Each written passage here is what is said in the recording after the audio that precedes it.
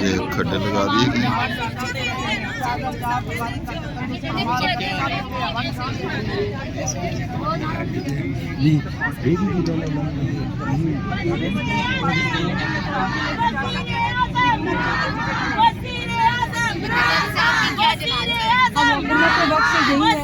अपनी आवाम की बात को सुने, अगर वाकई आप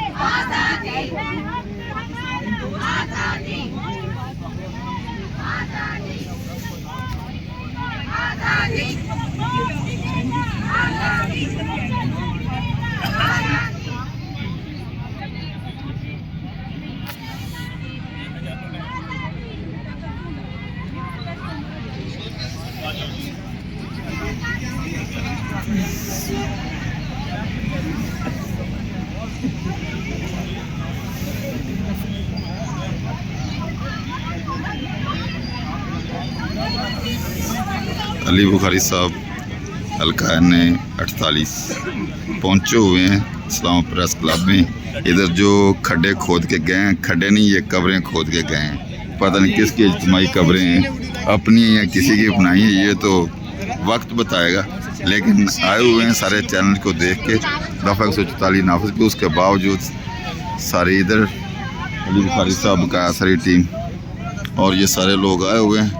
ये लेडीज़ भी आई हुई हैं, ये देखें।